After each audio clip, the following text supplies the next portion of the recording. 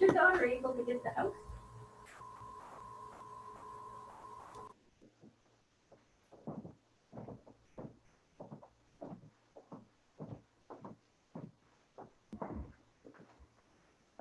Still in the process. Okay, I just wondered, I've been thinking of her, so hoping everything goes through. Me too.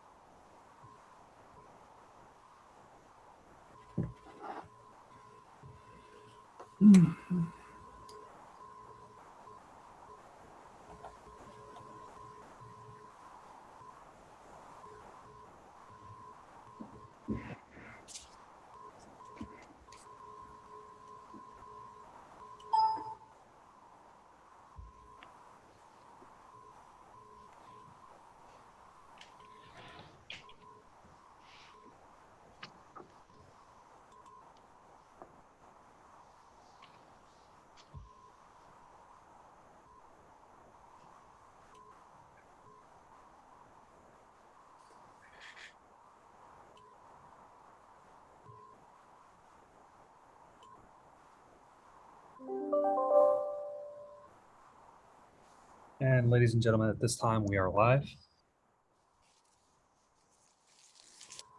Is the city clerk on, or? I have not seen her. You want me to try and give her a call?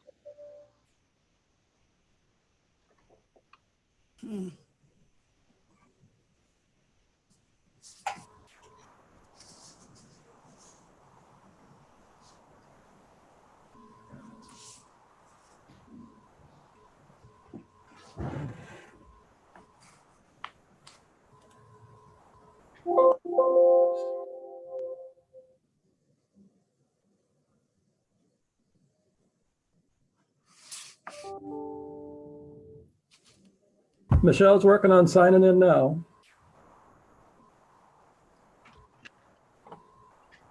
Okay, thank you.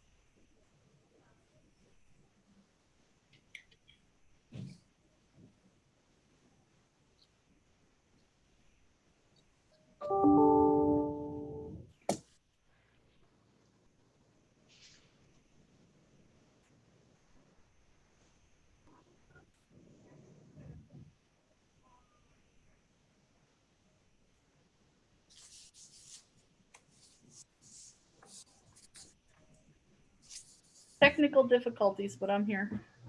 Okay, Are you ready, Michelle? I'm ready when you are. Okay.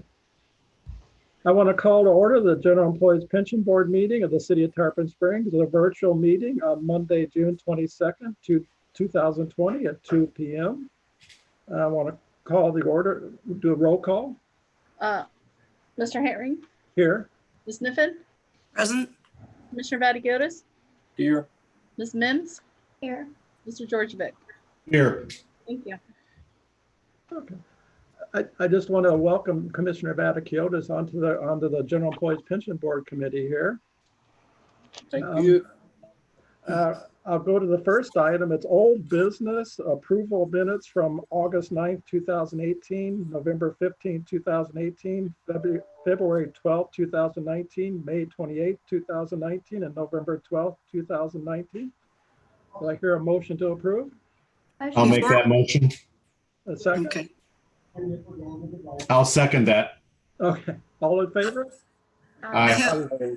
Ron, I have a correction. Okay. Ron, it's on February 12th of 19. When we talk about the people who have retired or left, the first name should be Craig Baldinger, Baldinger. Okay.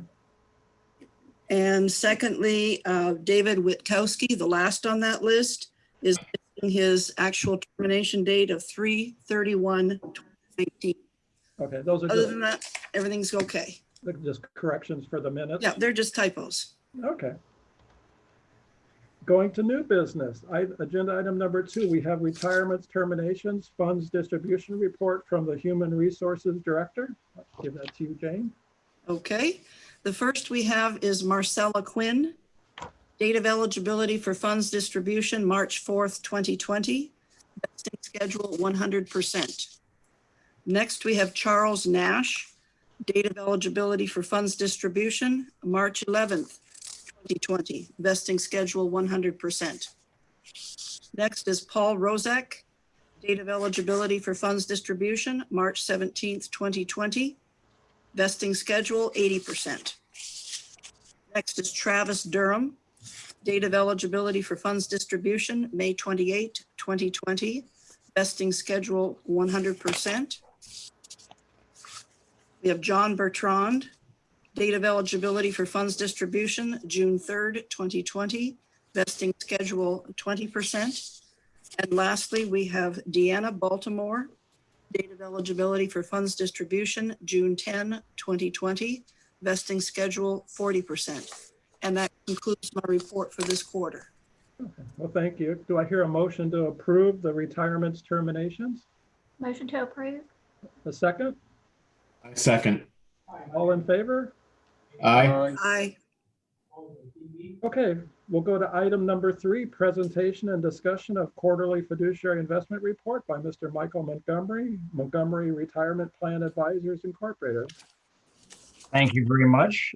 I look forward to seeing everybody in person, but everybody looks good and healthy, and I hope that's the case. So it's well worthwhile doing this in a virtual setting. I'm going to share my screen with you here, if I can pull off a technological miracle. There we go. Okay. And it did. I'd emailed it out. Ronnie probably saw my email. I somehow left you off the distribution, and I apologize for that. But I think everybody else got it via email. But you may follow it either on the screen or in whatever email you received here. Can everybody see my investment review on their screen right now? Cover page.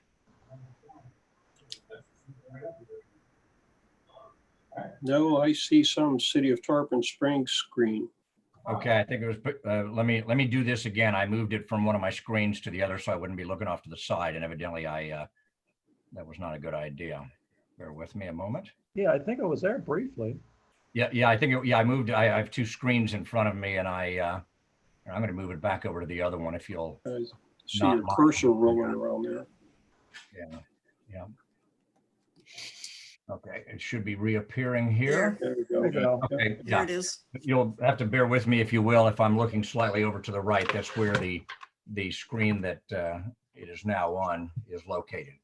I'm going to go to the executive summary and cut right to a fund change that has been made. Actually, I'm going to take a deep breath first and at least acknowledge that we had an amazing quarter in first quarter, didn't we? And fortunately, we're well enough into second quarter to see a little bit of recovery. But of course, by the end of March, it was the markets were way down.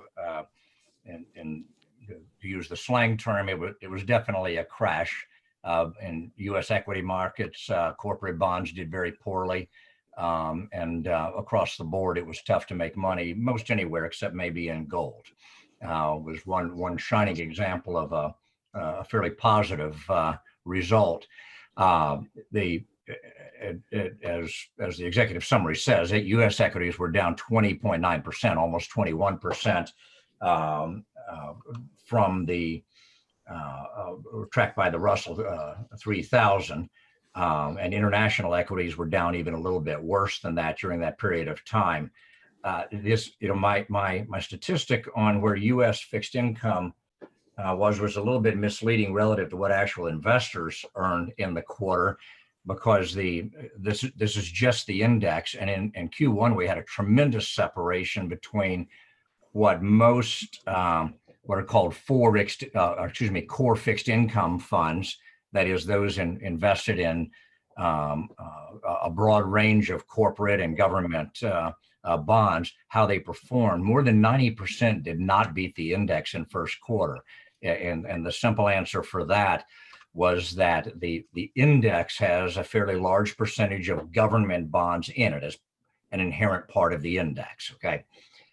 Most actively managed bond funds invest more heavily in corporates. Corporates did very poorly in first quarter, and that's why the very thing that was intended by the managers to enhance the returns relative to what you would get in U.S. government bonds actually performed so terribly that we had a very unfortunate disparity between the index and what most bond managers actually earned during first quarter. More on that later as time may permit. Of course, by the end of first quarter, jobless claims were way up as well. And where are we today? I won't give you the exact numbers as of today. The markets have recovered. Depending on who you talk to, most find it to be kind of incredible, with the labor situation still looking kind of tough, very tough. At this point in time, unemployment's very high, that the stock market would be almost fully recovered by this point in time. And we're not going to make a prediction for the future, except to say, obviously pleased for everybody who's got their retirement plan account back up away from that very frightening level that it dropped through, as it does in most severe market declines. But it's probably looking forward going to be kind of an unstable period of time. We don't know. It kind of tends to defy the common thought of experts that the stock market is actually back up, and it's probably more of an expression of optimism among investors than it is of how far along the recovery is right now. So wait and see. Very uncertain period of time in that regard. So now on down to the actual funds in your plan. We are recommending one of the funds for termination. You'll see in the box on your screen, the Jpmorgan U.S. Small Company Fund. This is a small cap blend, so it's investing mostly in smaller company stocks, as the name implies, and it's in the blend category, meaning it's not in the growth side of things like a tech company often might be, or on the more conservative's the wrong word, but on the value end of things, which tends to be a little bit more established companies. So this fund has earned a 6 or below for 4 consecutive quarters, and therefore it is up for termination according to your investment policy statement. Again, the investment policy statement also leaves the ultimate decision at the discretion of the board based upon facts and circumstances, any extenuating factors that could have come up. So it's your call. Now, I'm going to circle back on this again in a minute and compare 3 recommendations that rate out very well for us and we don't think you can go wrong on.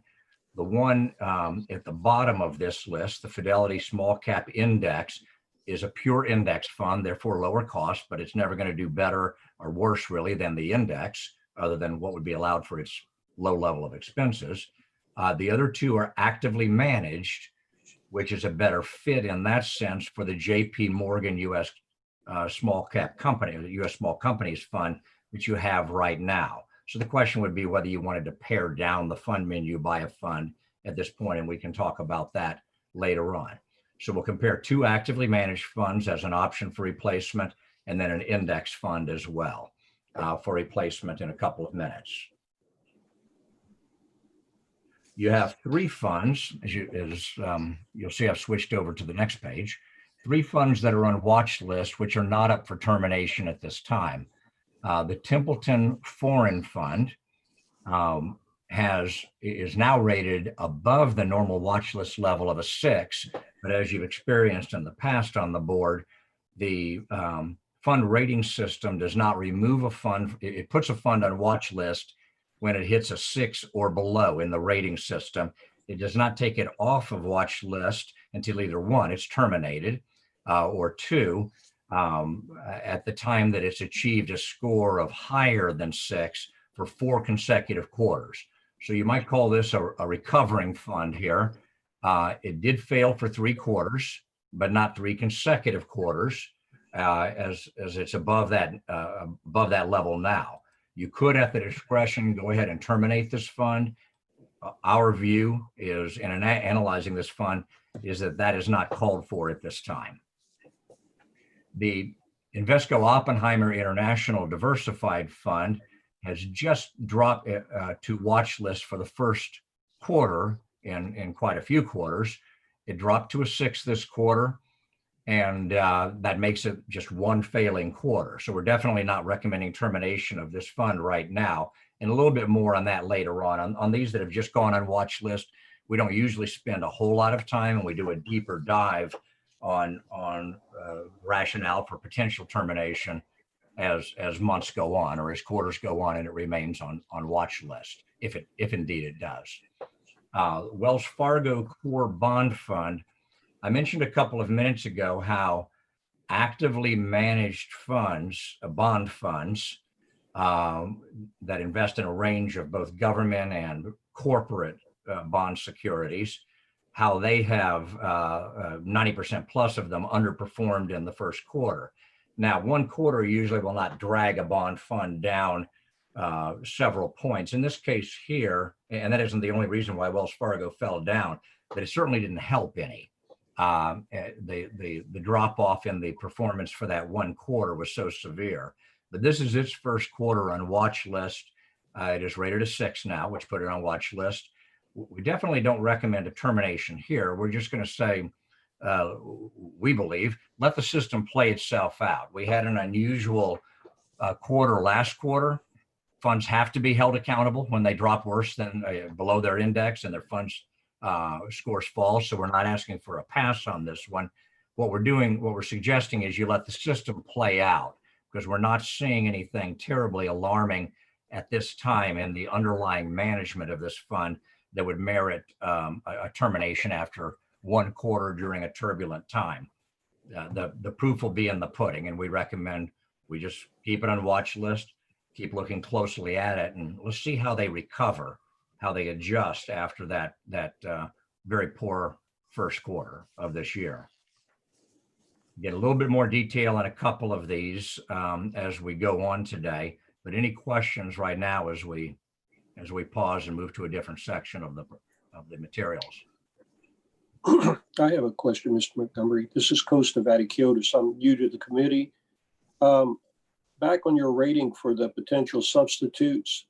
Yes. The scores that you show 10, 9, and 10, is that over 1 quarter? That score reflects 1 quarter performance, or is that a multi-quarter performance?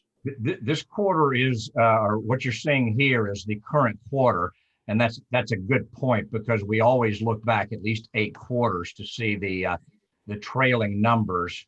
And we do have the trailing numbers, I believe, for just 4 quarters later on when I pull up a comparison here. Later in the presentation? Yeah, yes. Okay. Very Thank soon, you. actually. Yeah. Thank you. Okay. And then also that will break down, though. Again, we always have to apologize.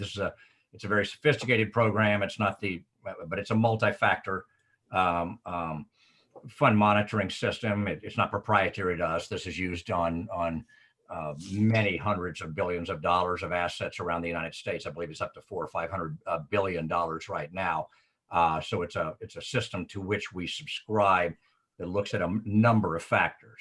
We've never found it to be the crystal ball we're all looking for, but what it does do is make sure things are viewed in perspective. For example, it doesn't automatically reward a fund that is higher risk, that it gets very good returns during the up markets, but maybe setting you up for a real problem during a down market. So we'll talk a little bit more about that later.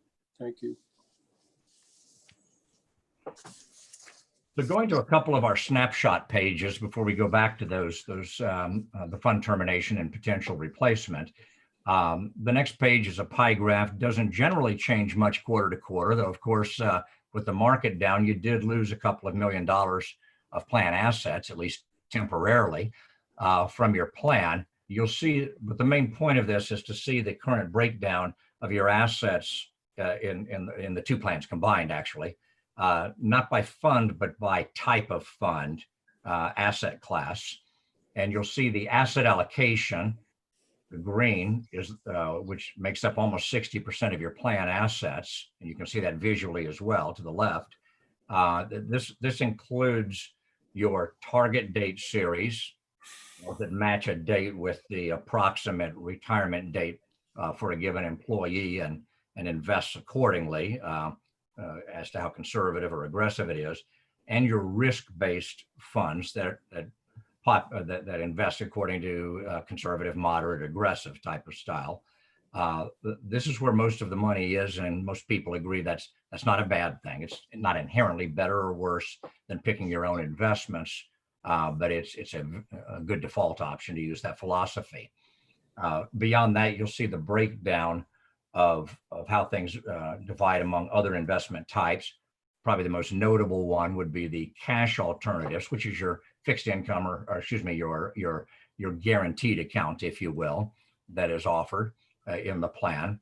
Has about 15%. That's actually a little below average for our public sector clients. Excuse me, I just looked at the wrong number. 14%, 14.1%, a little bit below average for our public sector clients. And just slightly above average for what we see in the private sector in the 401k world. And there's a variety of reasons why we see that difference in public and private sector. The next page is a breakdown just in what we call the style boxes, which break the funds down by whether they are in a couple of ways. The central group of 9 in kind of the tic-tac-toe shape you see, if you can see my cursor moving, breaks these are all US equity funds, and breaks them down by large cap, or those investing in large companies, the Microsofts and IBMs and Boeings and a variety of other well-known names. Large cap, mid cap, obviously, as the name implies, mid-sized companies, and then small companies. And then from left to right, value-oriented funds. Again, I won't get into a long explanation there, but ones that tend to generally be ones that pay good dividends, and the ones managing the funds are investing in them because they feel like maybe they're undervalued for one reason or another, that they're more fundamentally strong, the holdings in the fund, than is reflected by the market. Or growth, which is saying, earnings, what earnings? We're seeing this fund grow rapidly, and that tends to be a lot of your tech companies. I'm being a little bit flip, saying, implying they don't care about earnings. They do, but it's more focused on the rapid growth of the company. On the right-hand side, blend being in the center column, where most of the classic index funds are, like the Dow Jones or S&P 500 fund or indexes. that are neither classified as growth nor value, but are kind of a mix of the funds. At the top are your asset allocation models, are funds that I referred to, the target date funds, your risk-based funds, and also one fund that is still an asset allocation fund, but it stands alone, and that's Vanguard's Wellesley Income Admiral Fund. And you'll see the current quarter score beside each one of these. Below, we see a breakdown of the international funds, global, which includes U.S. stocks, cash alternatives. Yours is that was the one I mentioned that had 14.1% of the plan assets in it. That's the ICMA Plus Fund. We'll call it a guaranteed account for all purposes. And then the fixed income or bond funds, and one specialty fund, which is a real estate fund. And of course, why do we have so many funds in here? Why do you have so many funds? The short answer is diversification, and give employees choice without really giving them the opportunity to get into high risk categories, which may leave some bad feelings and worse bank accounts potentially if they went in a kind of a high risk direction, a super high risk direction. I will note, and you may notice that the fund that we're recommending terminating is not in your small cap blend, where I said it was. Just one limitation of our system as it fits in a whole lot of funds here, it caps off at 3, the number it will show in a given category, and so the Jpmorgan just got bumped out, but it's not gone yet. It's just not included in this particular chart. I'll move quickly through this chart. It's of somewhat limited value, but this shows in a bubble chart on the right to illustrate which fund or series of funds has the more assets than others. And that's represented by how far up this chart the bubble is and how large the bubble is. These are all of your target date funds, which are with Jpmorgan, all included together. It's 10 or 11 funds. So that's where most of your money is going in terms of a single investment. And then down to number 2 is your risk-based MFS funds we referred to, again, asset allocation funds, and the plus fund, the guaranteed fund with ICMA. Below that, the amount of assets in them, which is enumerated specifically in the coming pages, breaks down fairly evenly. And this is not an unusual pattern that we see, because particularly target date funds are immensely popular across the United States in both public and private sector plans. It's kind of the easy button, and in fact, more people tend to more steadily earn money while are higher rates of return in the target date funds. Not so much because of inherent investment factors as the fact that that the professionals are managing it, and they don't react in the same way that you and I do in downturns like the recent one. And so the investment results on average tend to be better in these. Certain individual investors, of course, do much better picking their own funds. I'm going to jump ahead to page 15 for a moment and talk about the funds, the fund that is up for replacement.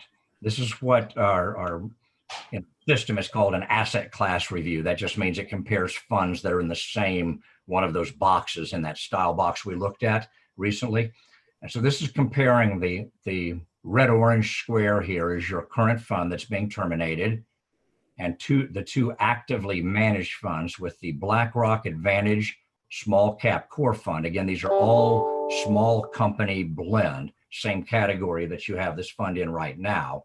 And that has the inverted aqua colored triangle, and then the diamond, purple diamond below it is a Fidelity fund in that same category, the Fidelity Advisor Stock Selector Small Cap. The index fund, because even though it's really in the same asset class, it gets rated separately. I'll flip ahead just to make the point here. Being an index fund, it's rated separately. So unfortunately, we won't have these all side by side with each other, but we'll look at the 3 actively managed ones. The index fund is an index fund, so there's not as much to say about it.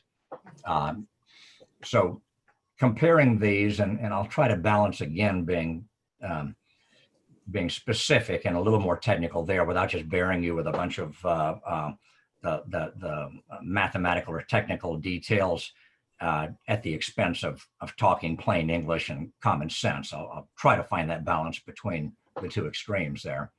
But we'll look at a couple of metrics that as we see these side by side, one of them that's intuitive for all of us is just looking at the performance over different periods of time. Now you sort of got to stand yourself on your head. You see the highest number, 24.40% is 1 year return, and that's your current fund. Unfortunately, there's a negative sign there. So that's actually the worst of the three. It would have lost you more money in the last year versus the BlackRock and the Fidelity fund losing the least of the three. And again, that's picking just pure performance over one period of time like that is not a good way to pick funds, because there can be a variety of other factors that enter in, and to say that it's not predictive of future performance is more than just a required disclaimer. It's actually very true. In fact, future performance is almost contraindicated from based upon what the short-term performance does. So you see there longer periods of time as well, and the differences tend to wash out a little bit, with the Jpmorgan fund being dragged down by kind of weak recent performance, so that it looks worse than it actually was over the last 5 years. So that's the pure performance. The managers have been with all three of these funds. If you see this column, again, this is something that's material and doesn't involve a bunch of mathematical ratios. The managers have all been there, not forever, but somewhere between 7 years and a decade. So they're the same people are responsible for both these good years and these bad years. That's what we look at. When a fund changes managers, it's not really true that it becomes a totally different fund, because most managers aren't given that much latitude. But it does mean I have to insert a sports metaphor for everything. So it does mean the team has changed coaches, and it may very well continue a winning tradition or a losing tradition. So you're keeping an eye on it, but it doesn't mean that future performance is going to be poor. So all of these folks have been there. Expense ratios of the funds. We want to look at the net expense ratio after any credits they apply. Your current fund is 72 basis points deducted from the returns, the gross returns.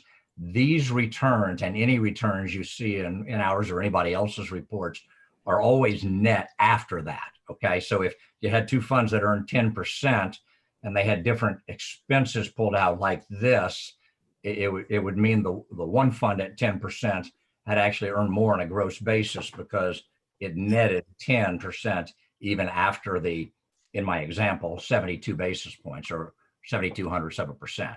So in other words, the performance is net. These are the expense ratios. The BlackRock is the least expensive of your two potential replacements. The Fidelity Advisor one is somewhere in the middle. We like to see lower cost funds. We're well in our firm. We think if you had to put your money in a single fund and leave it there for 30 years, arguably cost would be almost the only factor we would look at in that extreme example, which none of us is going to experience, of just having to leave your money alone. But in real world, where monies move around a lot, cost is an important factor, but certainly is not the only thing we suggest looking at.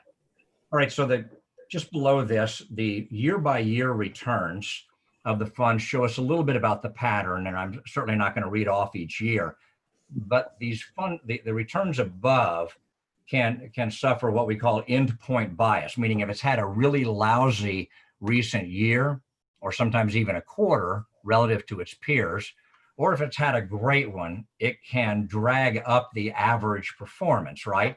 If you earn 6% ahead of everybody else this quarter, it may make you look like you earned about 1% more per year for the last 6 years, when that wasn't the case. You just hit it out of the ballpark in one quarter. So for that reason, we like to look at the pattern year to year, and it's never quite as clean as a delineation between the two.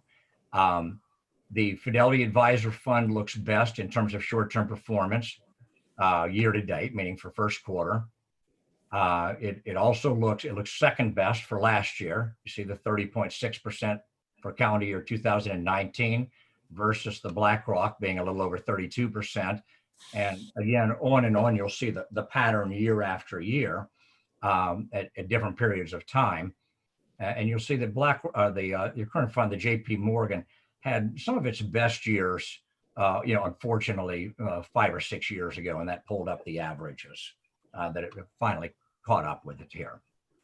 Right, so that's the pattern that you would experience. None of these three funds, by what we're used to seeing, is extremely volatile. Sometimes we will be on the verge of recommending a fund, and we see that the year-by-year returns are just crazy. I mean, it's the best one, it's the worst one, it's up, down, had 3 bad years, 3 great years. And frankly, those funds scare us to death because and it should be reflected in the scores anyway, customarily, but that it had that volatility, but it makes us lose confidence in what we can expect in the future. So here we're saying overall, depending on which period of time you're looking at, the BlackRock and the Fidelity are not too far off from each other. And the Jpmorgan is beaten in most time periods. So in comparing the actual scores themselves, and those of you who've been on the board for a while are used to a couple of the areas that I tend to go to in explaining why a fund lost its scores.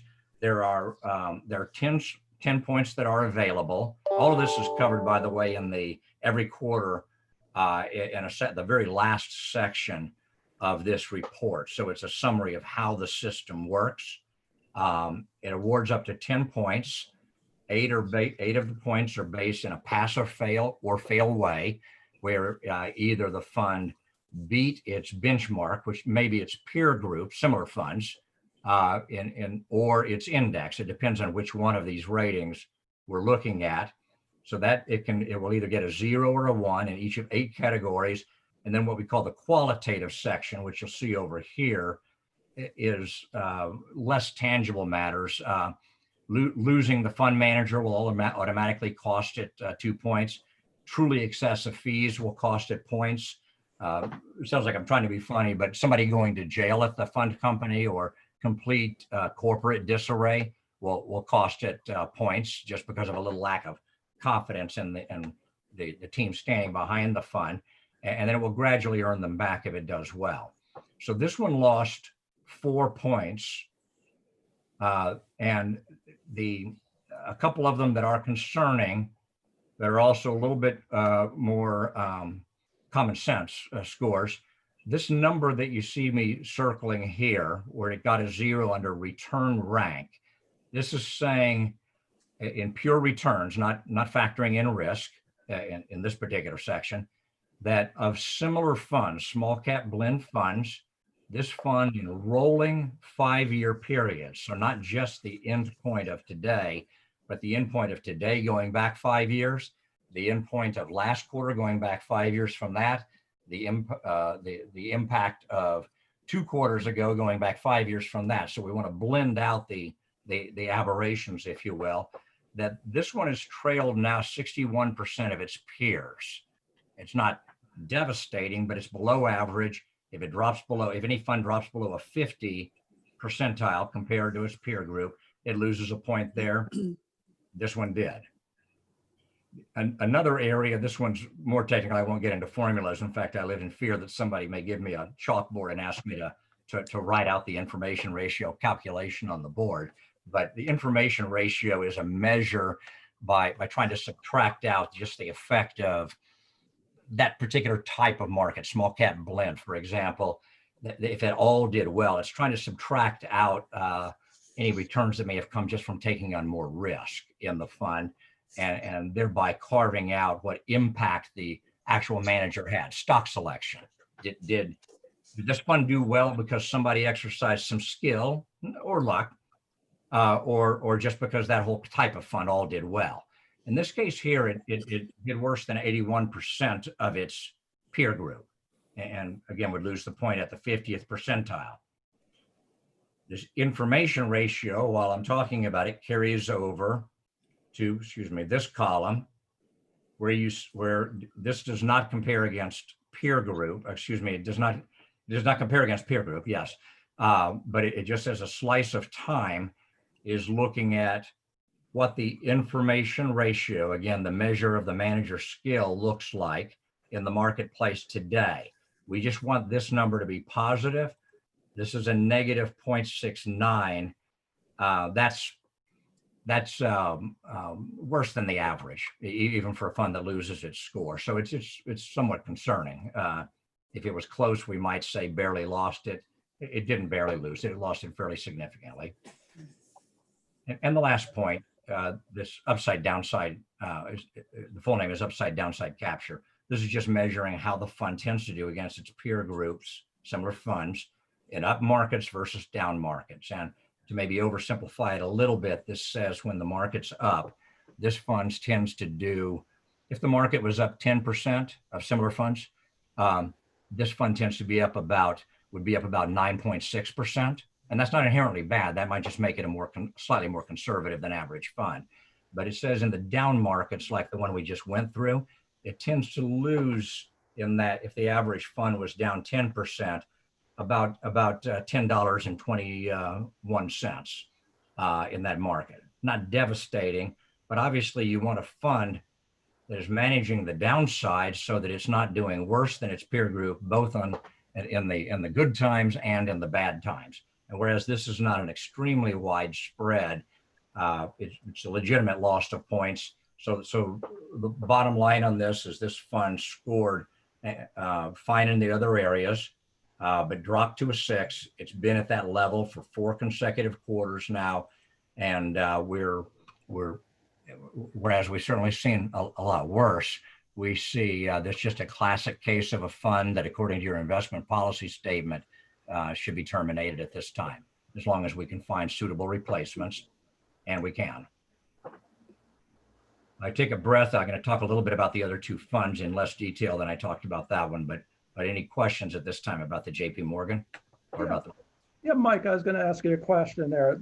The Jpmorgan, it was the only one we had under the small cap blend area, but under your style box. Am I correct?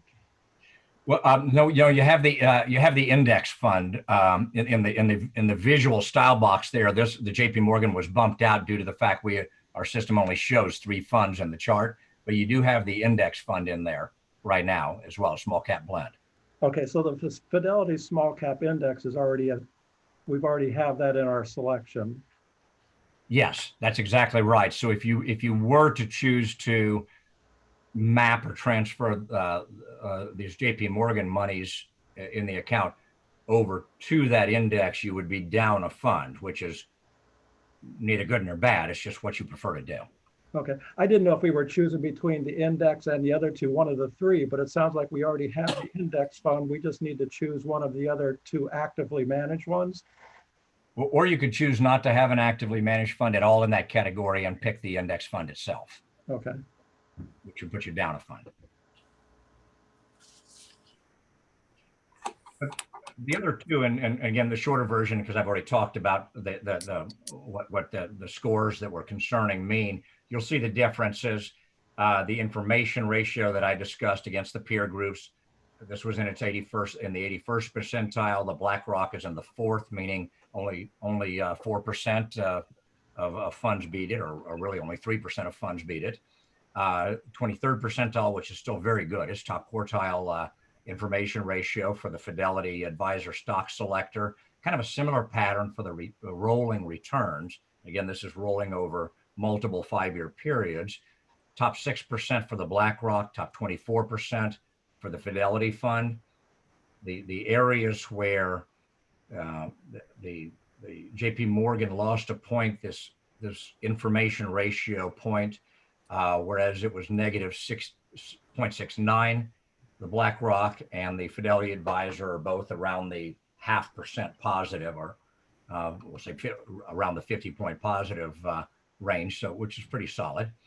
The upside downside capture that I referred to, the BlackRock fund has about a 6-point spread between how it performs on the upside versus the downside. This fund, again, does about the same as the average for its peer group on the upside. Again, neither good nor bad. It just means it's going to be right around where the index or its peer group is. But at least theoretically, did protect you on the downside and not losing as much as its peer group on the downside. The Fidelity Advisor it's actually very different and gives you a choice in that on the upside, this is a more conservative fund, if you can call a small company fund conservative ever, in that it tends to not do as well on the upside, but really not lose nearly as much as its peer group on the downside. So if you were gun shy after the recent downturns and wanted to deliberately pick a fund that may not be as big an earner, but had a little less downside risk, that could tip the balance in favor of the Fidelity fund. Other aspects of it, again, the Fidelity fund scores a 0 where the others have 1s over here in the style category. Again, translating it into English, the very few funds, when they call themselves a large cap growth or a small cap blend like this one, are selecting 100% of stocks that fit in that category neatly, if for no other reason than a stock in a company that started as a small cap. If that company does well and grows, it suddenly becomes a mid cap, and 20 years later, maybe it's a large company. So the underlying holdings can drift in their style definition. It says that this one is not as pure. This Fidelity fund is not as pure in the small cap blend category. Again, doesn't make it bad, but it does mean that somewhere down the road, it is more likely that we're having a meeting and I say, folks, I got to tell you, this fund is no longer classified as a small cap blend. It's drifted. Now down below here, both of these charts show where these are plotted, with blend being right here where my cursor is.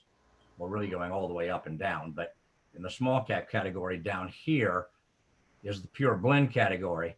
This one is right on the edge. If this was instead of a crosshairs format, was kind of a tic-tac-toe with 6 boxes in it, this is right on the edge of being called a small cap growth fund.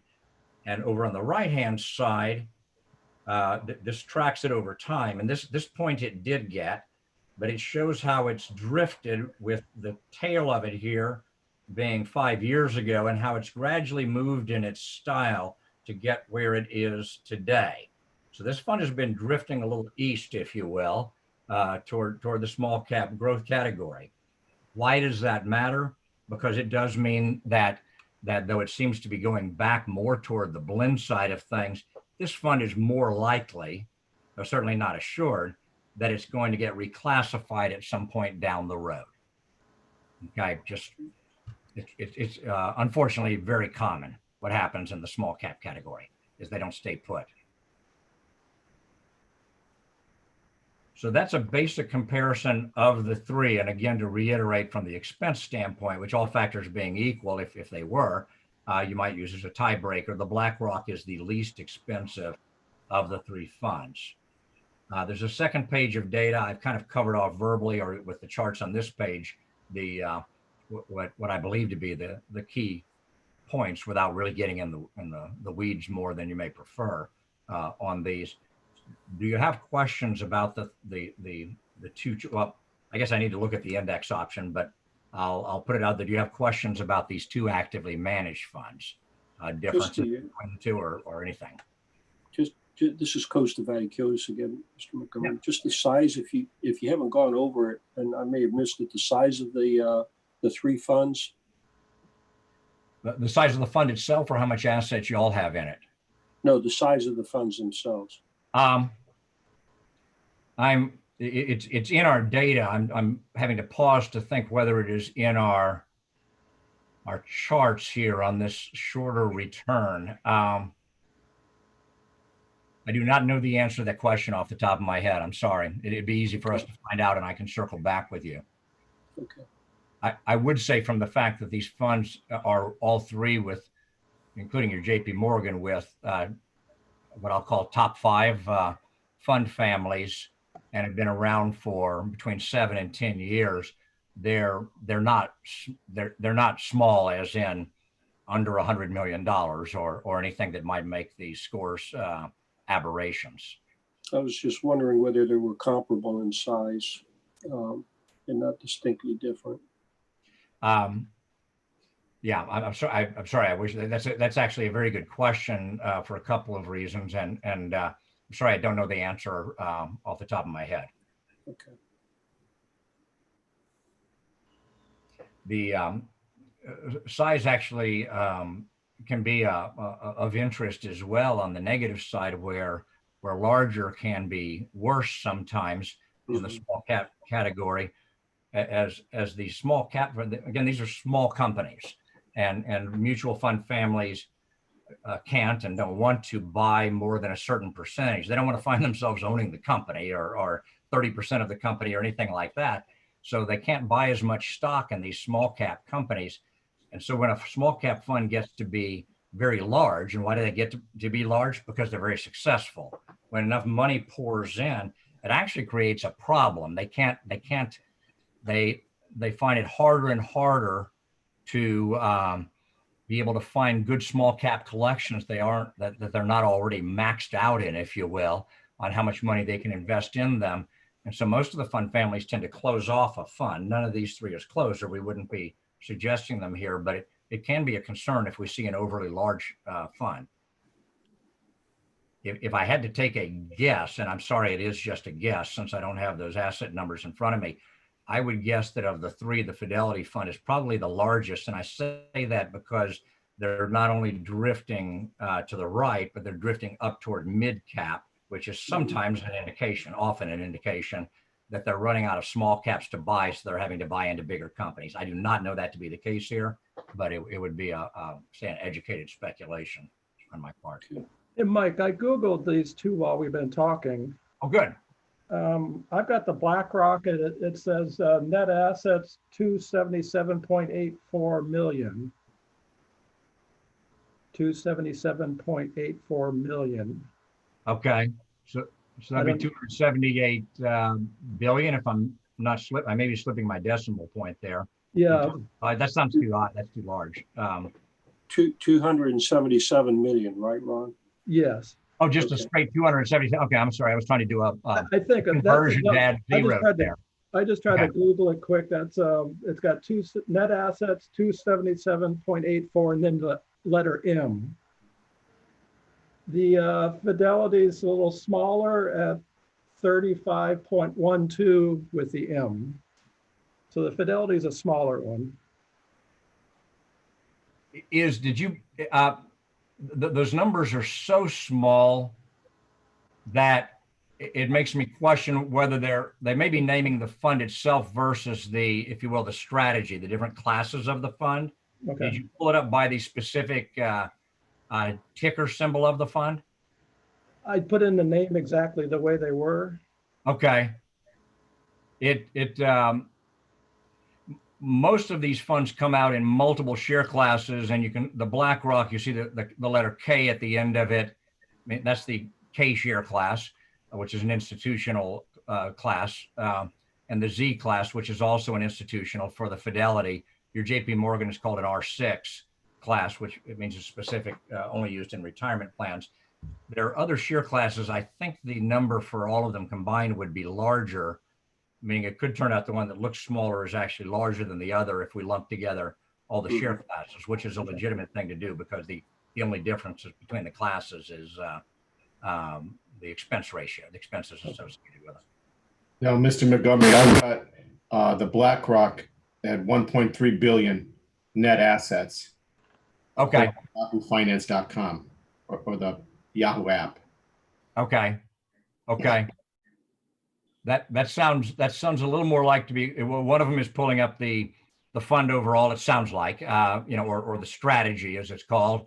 And the other one was the literal answer to the question, which is how big is the fund itself in the specific share class. Did you see anything on the Fidelity? I'm trying to look it up. Sorry. And I apologize. I've got all this information. I just don't want to break away from the discussion to start a search here. obviously. Well, All right. Mr. Montgomery, it leads another question. For example, Travis Cook, who's the fund manager for BlackRock, does that mean he's the fund manager for that class, that K class? No, Or it would for be the for the whole- whole, it would be for the whole fund. When we use the term fund more loosely, we mean regardless of share class, because they literally are the same fund. It's just Okay. you're overlaying, just picture yourself buying the same product where, you know, the carburetors are the same carburetor. You're buying it wholesale or retail or on sale and all of that.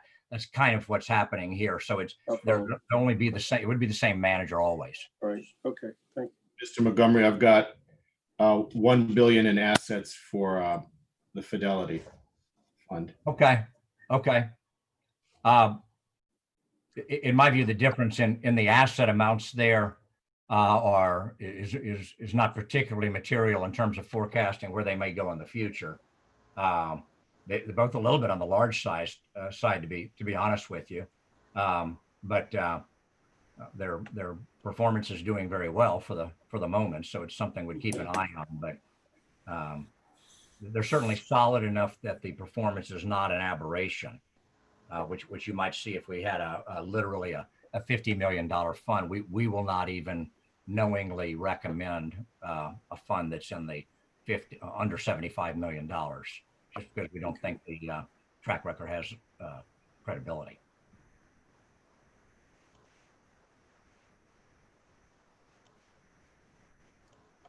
We look briefly over at the index fund. Again, there's not as much to see there. You'll see a remarkable that it tracks remarkably with its index, because that's what its job is to do. I'll start. This is the Fidelity Small Cap Index, and it's already in your plan.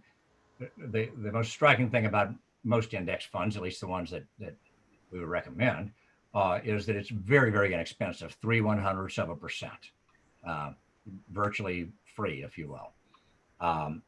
The performance tracks with its index. This is why I wish we could get them to print out on the same page, honestly, because we'll be flicking back and forth here. But just to do a quick check on some of the pure performance numbers, the 1-year return on this fund is negative 23.87%.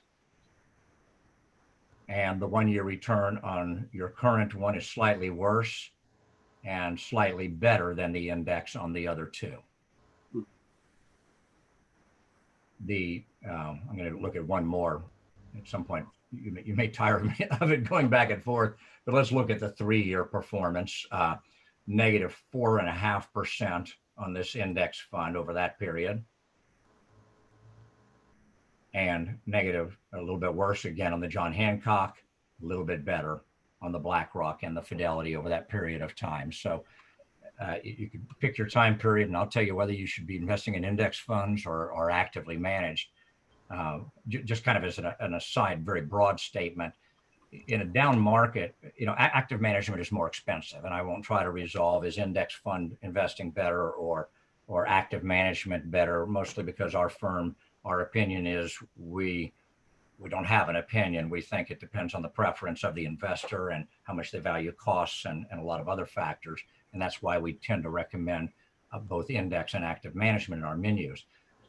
But if an active manager is worth their salt, they're going to not lose as much money in a down market as the index, right? Because it's hard when times are good. The index funds tend to do very well over sustained periods because of their lower costs.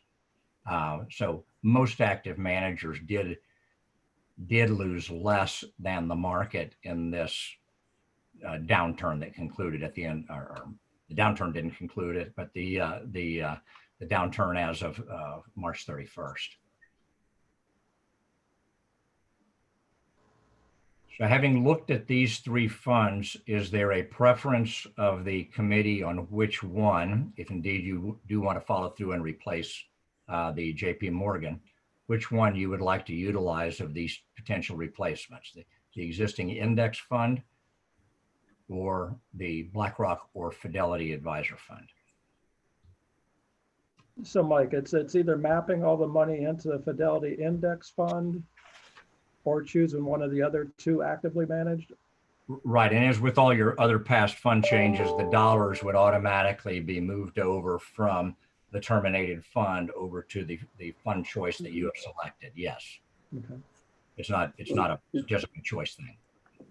I mean, this is Coast of Vaticiotis again. These are just observations on my part, but I was just keying off on the 4-quarter performance on the BlackRock because of the 4-quarter performance, the management cost, and then the risk return ratio. And the reason why I asked about the size was just as long as the 3 or 2 were comparable, that would not be a factor.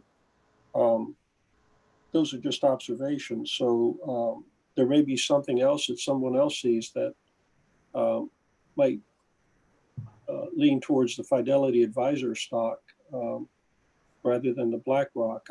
Those are just observations on my part. Ron, I don't know, or the other committee or board members, what their observations were, whether they would have any preferences or not.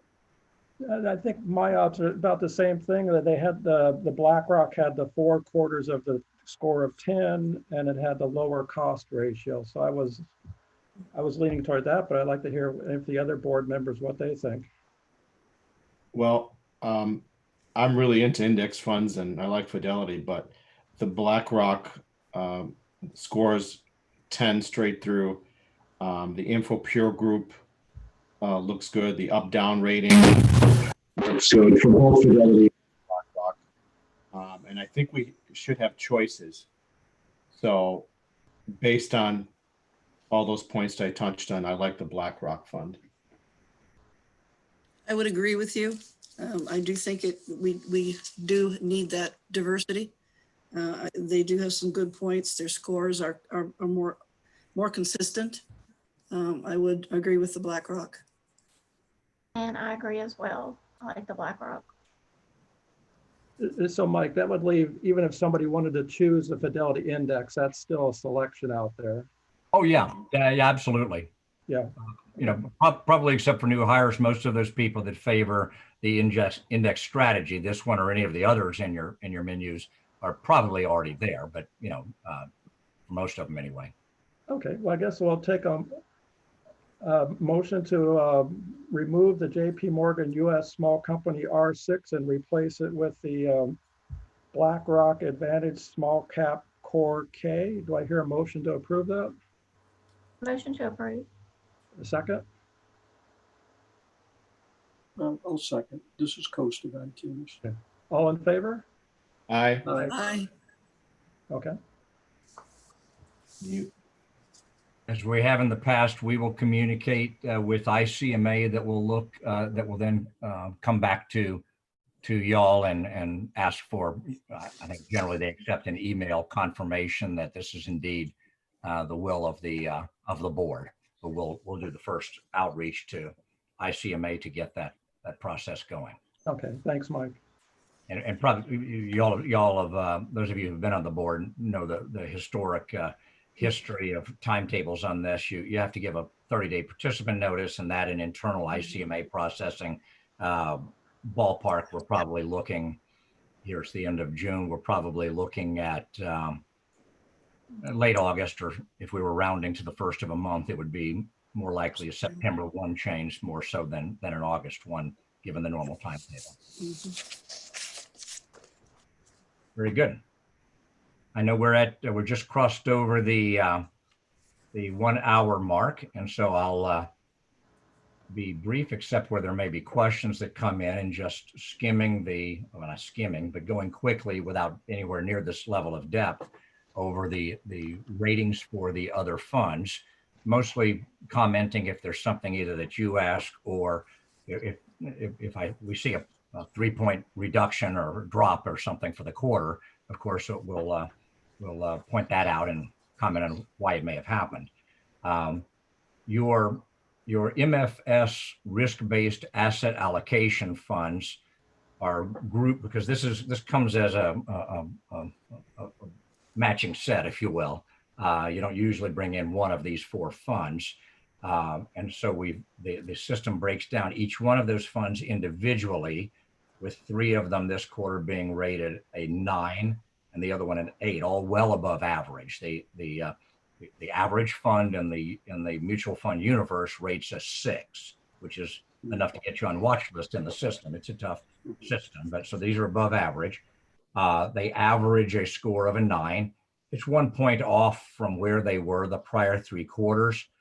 We don't read a whole lot into that, so really don't have much comment on there. A change of a point in a given quarter, up or down, it generally doesn't have much significance.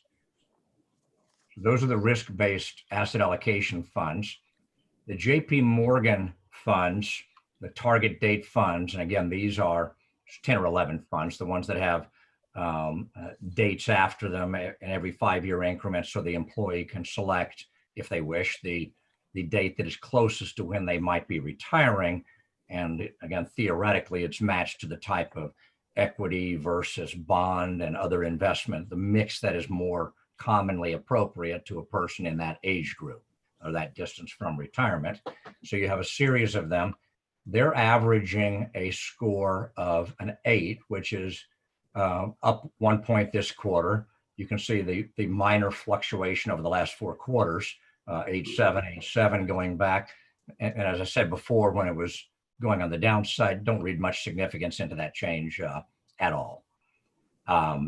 The areas that they have, when they're losing their points at Jpmorgan, it's this primarily related to the level of how the upside downside capture is how they're doing it up markets versus down markets. They're not deeply underwater there. It's enough to be a concern, but if it was a theoretically perfect fund, it'd be rated a 10, not an 8. So there's generally some flaws that are in there. And this is not one that is overly concerning at this time. I've got to mention, it doesn't really show up in our reports. One thing that disappointed us about the Jpmorgan funds as those who follow these funds very closely is these are conservative funds in the world of target date funds. I mean, they tend to keep more, particularly as you get closer to retirement, a higher percentage in fixed income, therefore more conservative, than they do in stocks relative to other companies like, say, Vanguard or American funds that tend to be a little more aggressive. Unfortunately, and then that should mean in a down market, they're going to protect you. Unfortunately, they didn't. They didn't do terrible, but they did less. They did not protect as much in this recent down market as advertised, if you will, as expected. And that doesn't show up immediately in our point system, but I pointed out to you that, and the reason for it was simply the bond component, what I mentioned earlier about corporate bonds doing so poorly. The more conservative they were, they had money in that, and that dragged them down relative to others. So we're disappointed in that. We're not suggesting action on that basis, but you deserve to know that comment. The remainder of the funds, again, you can see are falling in the category overall of between 8s and 7s. They're above average. They're not the top scorers we see, but they've been very solid and very consistent for a number of years. On your individual fund lineups, other than the group of asset allocation funds, the Vanguard Wellesley Income fund, which is just a straight mix between stock and bond with a little bit of money market in there, but basically a stock bond mix, does what this fund has done for decades, and that is hover between a 9 and a 10. It's just one of those rock solid funds out there that is also very low cost. So nothing to see there except good stuff. Going on the next page, and here I'm just going to run the cursor down the column of the most recent score, and back to the earlier question or point that was made. These are the trailing 4 quarters, so you can see trends that may be developing. On this page, there's been an uncommonly small amount of change over the last 4 quarters. With the main change we're seeing is that a Fidelity Advisor stock fund going up 1 point 3 quarters ago. And this was the fund you did not select for the small cap blend. The American Fund's New Economy is your large cap growth fund. It has been rated a 7, above average. So it's been solid, but is losing all 3 of its risk return points over time. And in this category where, remember, I said if it drops to a 50 or below, which is the rolling returns, it is in the 48th percentile. So to say it could lose that point or it's close to losing that point doesn't mean it's going to. But again, would it be surprised if it lost 2 points or two percentage points and then drop that point later on? No, it would not. This is not alarming. It's just there's I say this half jokingly periodically, and when we see a fund that stays at a 7 forever and never comes up technically for firing, we occasionally, if it goes on for a couple of years, we recommend the board invoke the sick and tired of it rule, which just says we can do better, and we may recommend action at some point in time if it doesn't go up in its points. But again, I know this committee has tried to follow as closely to the investment policy statement mandate, and so we certainly don't recommend a change at this time, but it's notable. This is the fund that we're terminating down here. Again, not much else to see on that page. Vanguard Explorer, which is a small, it's a small/mid cap fund, dropped by 3 points this quarter. Again, without getting into all the math, it barely lost all three of these points. It barely lost its information ratio, barely lost its upside downside capture, barely lost its risk return. And when we see 3-point movement either up or down, not always, but very often it's the case. It was right on the edge before where it's barely getting those points, and then it's barely losing them, or vice versa. So again, nothing alarming whatsoever on this fund, but it did lose 3 points this last quarter. Templeton Foreign dropped a point. This is the one that is coming, it's not off watch list, but you can see in 2 quarters from now, it will have been above a 6 for 4 consecutive quarters and would be removed from watch list if the current trend continues at that time. One of the points, if you see where I'm circling here in the qualitative, is that it replaced the manager a couple of years ago. That's what the T means, is tenure. The new manager has been there more than 1.5 years, which is why it's getting a 1 instead of a 0 in this area, but has not been there 3.5 years, at which point it would earn back that point. So the fund's doing fine at this point in time. Also, the Oppenheimer, Invesco Oppenheimer International Diversified Fund, this was due to, and I'm not pointing to it as the only cause, but it's basically due to an unusually large exposure within the international fund of international emerging markets, which can enhance returns or drag it down. It's just different than the investments of many similar funds. That and the fact that it changed just in the rating system, the category, it moved out of one, if you will, subcategory and how it's categorized as a fund. It moved out this last quarter. Those 2 factors caused it to drop 3 points this last quarter. Bottom line, its trailing performance, rolling performance has been fine. And we just recommend you let the system play itself out and see what happens here. Wells Fargo core bond, why did it drop 3 points? Because of what I previously mentioned primarily, and that is that actively managed bond funds did supremely poorly in over 90% of the cases this last quarter. Normally that's not enough to drag a fund down, but the underperformance was so severe over that period of time that in this case, it was a tipping point that dragged down all 3 of the risk return fund scores. It didn't get riskier, it just didn't get the return. So that pulled the scores down here. Again, let's keep an eye on this one, but nothing that would cause us to recommend action by any stretch at this time. BlackRock High Yield lost a point. No particular comments in there unless you have a question. And on your next page, again, very, very little change in all of these funds. You'll see it says passive up here. These are your index funds. We don't normally see much change in the the ratings of these funds from quarter to quarter. Occasionally you do, but not very much. It brings us to the last three international funds.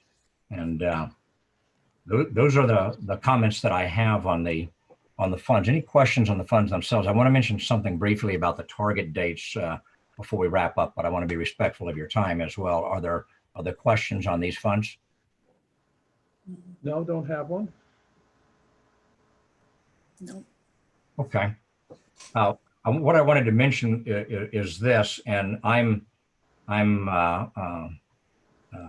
it doesn't matter certainly on my end whether you defer this to next quarter or whether you want to talk about it now. But last quarter it was brought up, not with a sense of urgency as I sensed it, but it was brought up that that on the Jpmorgan target date funds, I actually brought it up that there was a similar Jpmorgan target date series that was lower cost. It was very similar in respect of what we call the glide path, meaning the rate, the type of underlying investments and how they vary from the most aggressive, which would be the funds for the younger ages, down to the more conservative, which are those at or after retirement.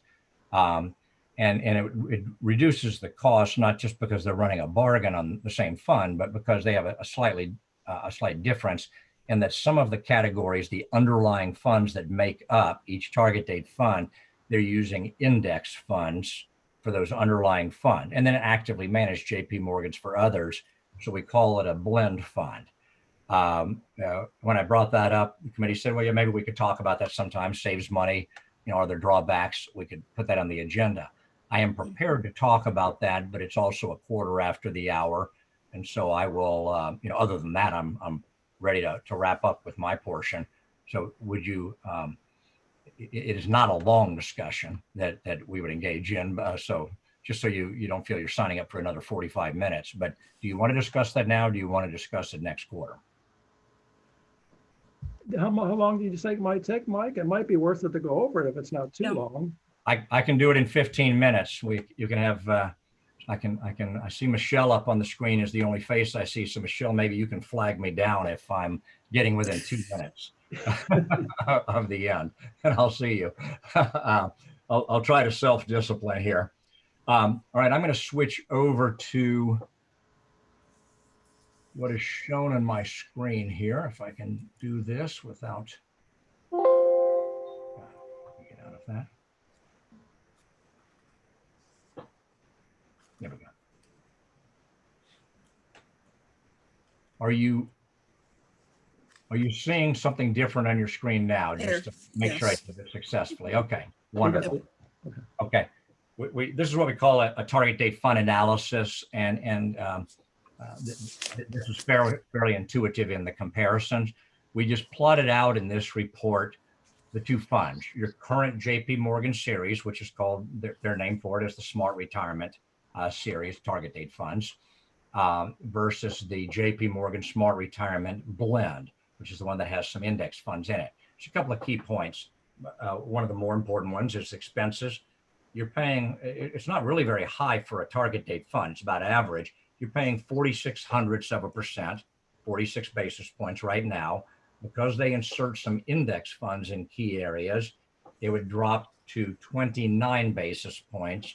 So 17 basis points difference, whatever that comes to, approximately 40% or so reduction in the cost of the fund.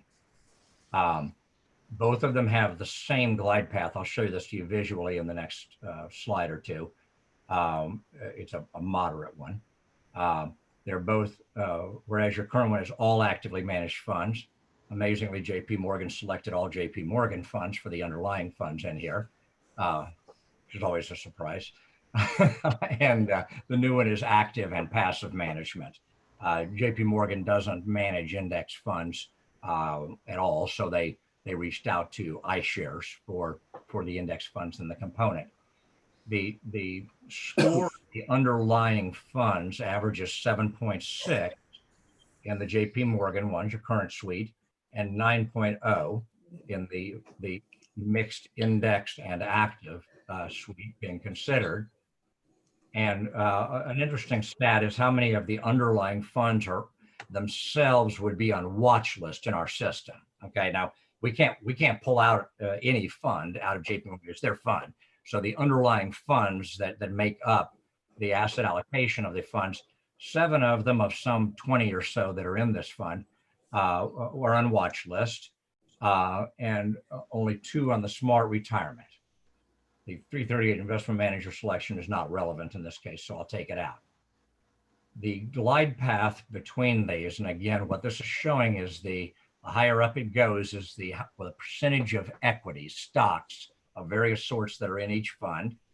And you can see the green one is both of these funds.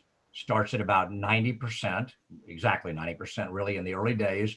The percentage of equities gradually decreases down until around the period of time 5 or 10 years before retirement, and in a flat line at retirement age and later on, you see it drops down to and then ultimately slightly below. Looks like about 35% is in equities, and the rest is in bonds or other types of similar investments. The bracket on the upside and downside is showing who sets the most conservative glide path in the industry. It doesn't name who it is for this purpose, but it's set down. This shows that that's very, very conservative. Frankly, a glide path we wouldn't recommend. And then who sets the more aggressive ones with this, maintain 100% equities up till folks are age 45 or so, and then drops down. So they're kind of middle of the road. On average, we consider them a little more conservative than most others. So bottom line for you is the glide path is the same. It's just which funds they're using. You can see the list here, and I'll move off of this before you get a chance really to read it. But if you'd like me to send you now that I think about it, I neglected to send this because it was a separate report from our regular investment report, and I'm making a note to myself now to send that as a follow-up to everybody. And you can see the insertion on the blend fund under consideration of these iShare funds, which are the index funds. They're actually ETFs. Okay. Looking at the basic scorecard where our system reaches a blended score on the funds, averaging what we call the allocation score, which is looking at the fund as a single fund, the target date fund. And here of the 10 funds, the average score on that level is a 7.0. The average under excuse me, I've got it backward here. The first one, this is the blend category, the one with index funds, averages a 7.0, actually slightly higher for the group for the target date funds as an entity by themselves.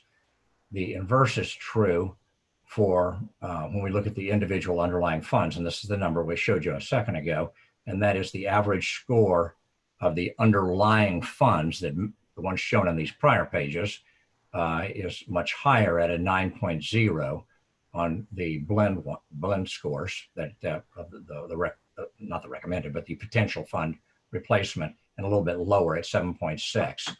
The scores overall between these two are not all that different from one another. Right now, they are the same with a blended average of an 8. You see 2 7s in the current Jpmorgan funds that you don't see with the blended fund, and you see a 9 with the blended fund that you don't see with the other. So it's overall a little bit higher in that area. Returns themselves, and here I know your eyes can, this can be a lot to absorb, so I won't spend much time on it. I'll leave this for your review, and I'm going to follow immediately after this meeting, emailing this to everybody. But this breaks down the funds versus the benchmark of the Smart Retirement Series funds and the blend. Just looking one snapshot at the 2025 fund, which would be for somebody about 60 years old right now to invest in. You don't see a whole lot of difference in the scores between your current one, which is the top one in each category, the upper one, I should say, and the index performance was a little bit better. but you do see a pattern that it's about 0.1%, we'll call it, a little bit better with the blend score, not profoundly. In fact, not even really as much as you would expect from the difference in the expense ratios between the funds. But there's so bottom line is the fund between these two funds, the potential one is a little bit cheaper, about 0.17 of a percent cheaper than the fund series you have now. And the returns on average, we'll say, at least for these time periods, was a little bit better for the fund employing some index funds. Again, on average across the different ages that are shown there. Our view, without making a suggestion that you consider a change or don't consider it, we're not saying a smoking gun here. Certainly, sometimes we do a comparison like this, and the numbers speak for themselves, to where it's almost a foregone conclusion. You feel bad not changing. I'm not sure in our view, we're seeing it here, but there's historically would have been a slight improvement in using the blend series. So with that, that's the end of the slides I have, and I'll put it back out to you. And you want to stay where you are? Do you want to look at other target date funds? Do you want to reconvene next quarter to talk further about it, or make no change at all? I'd probably like to find out if the board has any thoughts on that. To Jane here, you gave 6 very good reasons why we should change. It's not a big change, but it's a change for the better, according to what the statistics are saying. So the more money we can put in our employees' pockets, I think we need to move forward. I like the blended Jpmorgan fund. The index fund gives us more, when you insert the index funds, more flexibility, more I want to say stability. And I like the fact that the performance may have been better, or it was better, and it drove down the costs, especially when someone gets $50,000, $100,000. It really adds up. So that's my opinion. So Dan, you like the blended one? Yes, I like the blended one. Sorry for that. No, it's okay. I just want to make sure I heard you right. Anybody else? This goes to Vaticiotis. The blended would be fine. I'll defer to the rest of the board on that if that's the direction you want to go. I always like to play it a little more conservative, but if it means putting a little more money into the pockets of the employees, that's a great thing to do. So I don't have any objection to changing anything now. The blend, I guess, Ron, would be the one that we're trying to decide on, right? Okay. To move to the blend, yeah. I agree with moving forward with the blend. Okay. I agree also. I believe it seems like the returns are similar, but I like that with the blend, we see a reduction in the cost there of that 17 basis points there. I believe that I probably need I'll do a motion to, I believe that would be necessary to go from the Jpmorgan, if I got the name right, we're going to move away from the Jpmorgan Smart Retirement Target-Based Fund and go to the Jpmorgan Smart Retirement Blend Fund, if I got the names right. You do, if I may, and I hate to throw mud in the water, but I'd be remiss if I didn't say one thing. And it's not a disagreement, it's just a question. The scope of this comparison that I was asked to do is Jpmorgan versus Jpmorgan, right? There are other funds out there. There are some with higher scores. There are pure index funds that drop as low as 10 basis points versus the blended fee in here, which is about 3 times higher than that. And before you voted, I just wanted to ask, do you want to extend this search beyond to a full-blown target date search and look at the merits of going all index, or maybe other fully actively managed funds that have better returns or anything like that. Again, do not have an opinion. I just feel remiss if I can throw that option out there for your consideration.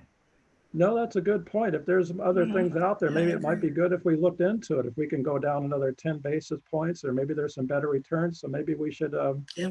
bring that back up at the next quarterly meeting. I appreciate Yeah. the pointing that out. Yeah, Ron, this goes to Vaticiotis, that my observation is that we've got an investment plan, I guess, and we've got certain criteria for making changes. I think that the discussion that Mr. Montgomery put forward today would be good in comparing the two funds. And I don't have an objection in making a change in those two funds. And I'm not that clear on our investment policy, our investment plan, when we can make changes. But if the rest of the board thinks that it should look into the other things, I think there ought to be some basis for doing that, consistent with our investment policy and our investment plan. If not, I think what was presented today would be acceptable to move ahead with. At least that's, maybe you can share a little more thoughts on that as far as doing this at a later date. There's a good reason for doing that, I guess, is what I'm getting at. That's an important question, and it will be important if you make any change, in our view, from a fiduciary standpoint, to make sure that the minutes clearly reflect that why the committee was the specific reasons why the board, made a decision that wasn't based upon the pure scoring system, because in either case, the Jpmorgan funds are not up for firing from a point standpoint, right? So, and again, it's not that you're doing something wrong, it's just you want to leave clear minutes.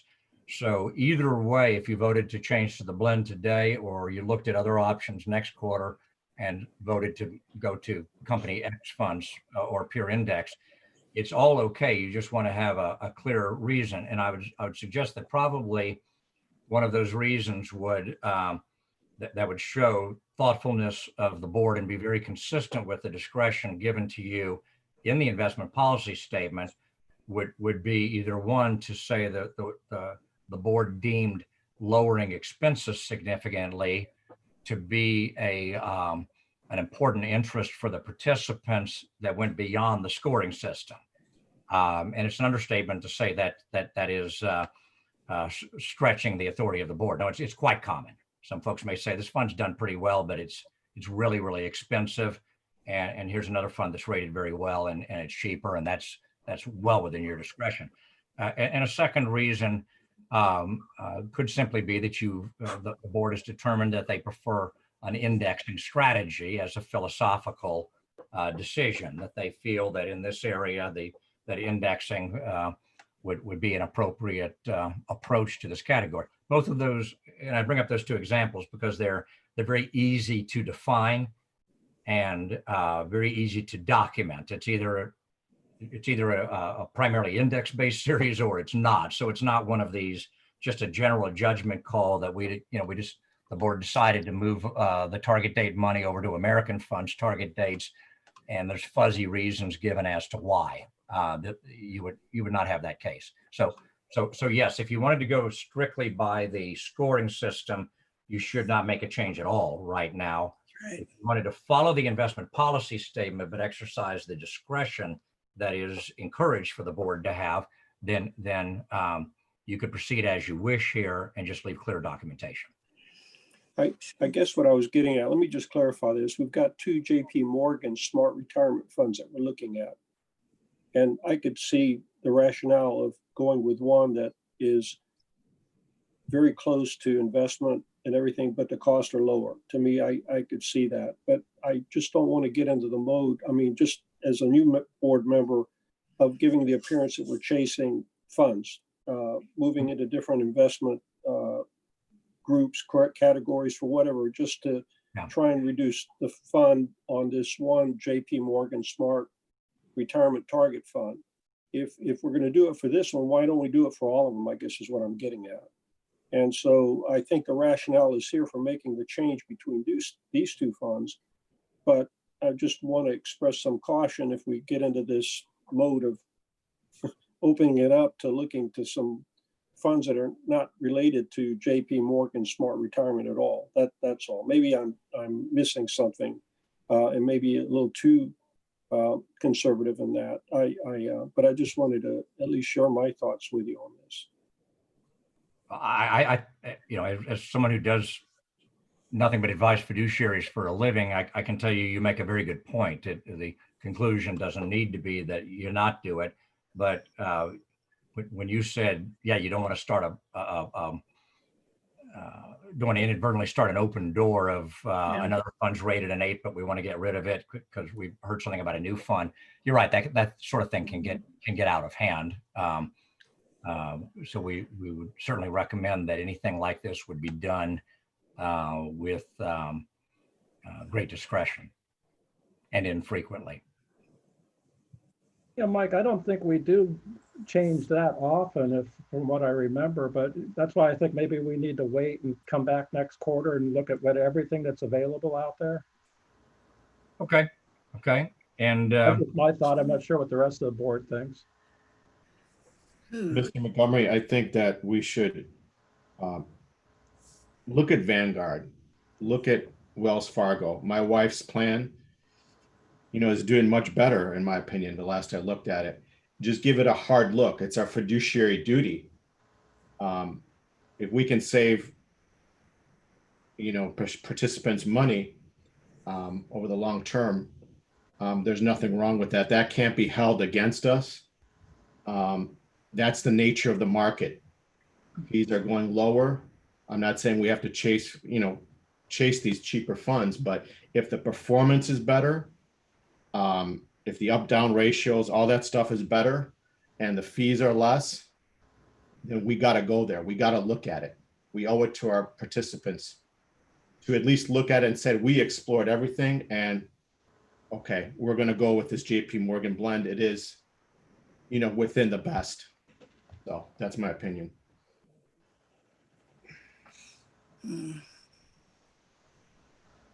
So Mike, maybe we'll come back next quarter and then take a look at what's all available. Yeah. So let me understand. I just want to make it sure. I don't have a problem making a change between these two, and I really don't have a problem with not doing anything between these two. And I don't have a problem with looking at it next quarter as well. So if that's what we want to do, all I'm saying is if you want to make a change today, that's fine with me between these two funds.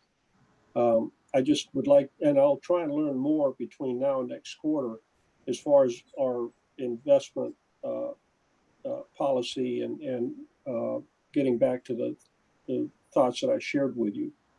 So again, I'm new on this. I want to be very careful in this, but next quarter would be fine if we don't want to make a change between these two funds today. Very good. Okay. Well, thanks, Mike. Thanks for bringing that up.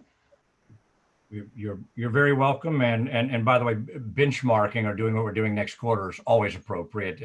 We've done that with you before with no intention of you making any changes. Okay. Yeah. So Mike, you done with your report? I am done. Okay. Very thorough as usual. Going on to agenda item number 4 is just other business. I'm not sure if anybody has any other business out there. No. Hearing none, item number 5 is scheduling the next board meeting, which is usually about 3 months from now. Technically. We're in June, July,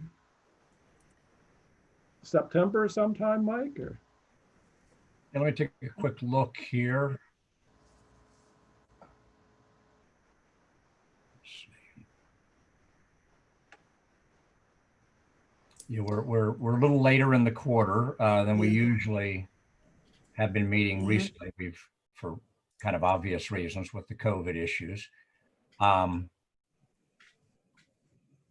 I would suggest, just according to my schedule, because I do have a vacation in the middle couple of weeks or portions thereof of August, either pretty early in August, for example, the week of the 3rd,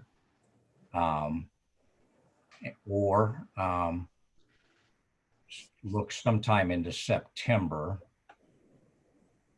Okay, so we, Most of my time is open. I'd say pick the first the week ending September 5th, or the 5th is a Saturday. The week before Labor Day. Do we usually have the meetings on the Tuesdays or Thursdays? Do we shift? Does it matter? Or? doesn't matter to me. Okay. Makes no difference to me. I'd prefer a Thursday, Ron. Tuesdays, Okay. depending on whether it's a commission meeting or not, I kind of gets hectic for me, so. Well, if we're talking September 3rd, I know we're going to have the first public hearing that night. I'm not sure if that matters on the budget. No, that would be fine. That would be good. September 3rd, good? Fine. Yeah, that's good, right. Okay, we look at Thursday, September 3rd at 2 o'clock. Does that work? 2 That's o'clock. fine. Okay. Works for me. Okay. Okay. Is that it? Okay, I guess I'll adjourn the General Employees Pension Board meeting at 3:39 on June 22nd, 2020. Thank you, everybody. Thank you. Bye-bye. Bye. Bye. Good afternoon.